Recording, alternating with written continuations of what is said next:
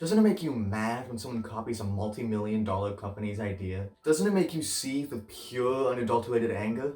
It's a little annoying. Ripoffs are definitely not just a video game thing. Making profit from someone else's idea has been around for literally forever, and video games are definitely something people seem to love to rip off. Now, if you don't know what a ripoff is, I'll show you a human example. Hey Wyatt. Fuck off. All jokes aside, a ripoff is essentially just someone taking someone else's thing, changing it a bit, usually leading to something worse, and then claiming it as their own idea. Now there's a huge difference between taking inspiration from something and ripping it off. When something is just an inspiration, there are usually more new ideas than borrowed ones. Games like Temtem or Hollow Knight are inspired, while being able to maintain and incorporate lots of great and unique ideas. Another thing that's important to know is that just because two games might be in the same genre, that doesn't mean that one is ripping off the other. Sure, they may be similar, have similar ideas, but that's what a genre is. Games like Smash Bros. And Rivals of Aether are in the same genre, but are in no way copying or ripping off each other. Rip-off games are becoming more and more common these days because pretty much anyone can make a simple game now. This lack of originality in game development will only hurt the industry in the long run. I mentioned earlier that rip-off games are usually worse than the game they're ripping off, which is true, but you might be wondering, why would anyone buy the worst version of a game when they can just get the better one? The answer is quite simple. Old people. The elderly are rip-off games' prime customer. These games tend to look as close to the original as legally possible, and since most people's grandparents lack a lot of understanding about video games, they can't as easily tell the difference between a ripoff and the original, which is how these bad games get sold, and Christmases get ruined. Sadly, that's not the only way ripoff games get sold.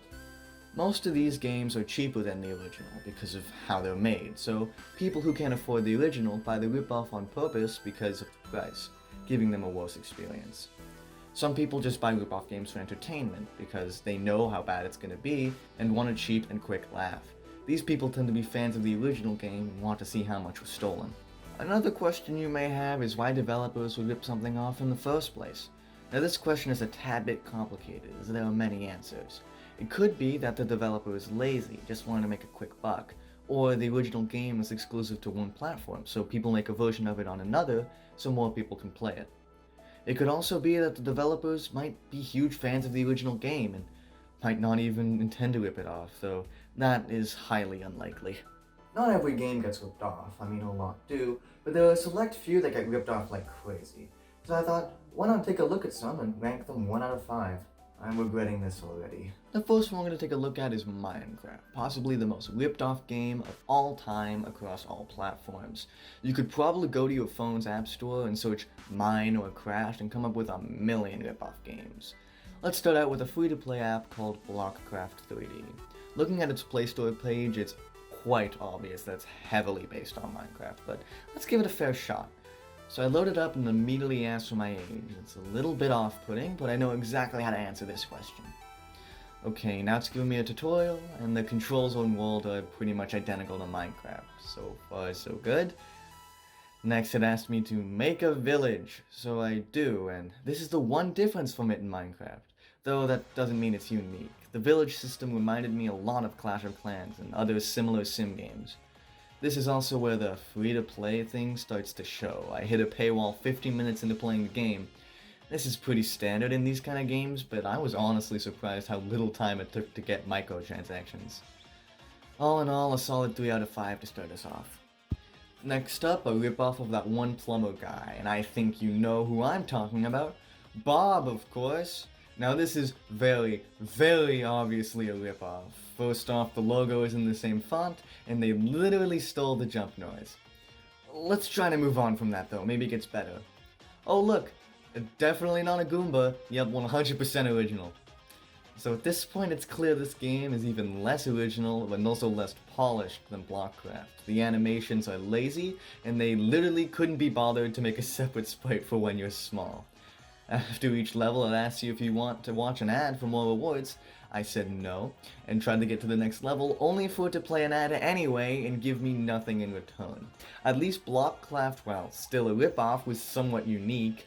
Bob's World is like someone beat a Mario designer's head into a sink and then asked you to play the game they made afterwards. The game is definitely a 1 out of 5. I'm slowly getting number and number. I think I can only play one more, so let's get it over with. So lastly, I was going to look at a Pokemon ripoff, and well, I still am. I found one that's not only a Pokemon ripoff, but a Minecraft one as well. And you might be wondering, how does this work? Well, the answer is simple. It doesn't. I loaded the game up and picked my monster, and then I started walking around the pretty empty map, trying to understand what on earth I'm supposed to do. You can mine stuff, but that doesn't seem useful at all. So I walked into a person and started fighting them. After completely destroying this child, I was able to steal their pet. This is how you get more monsters in the game.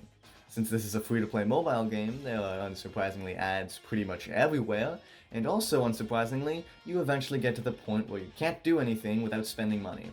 So this game is also gonna get a 1 from me, sadly. Ripoff games aren't going anywhere anytime soon. While they have an odd charm to them, they're certainly more of a negative thing than a positive thing.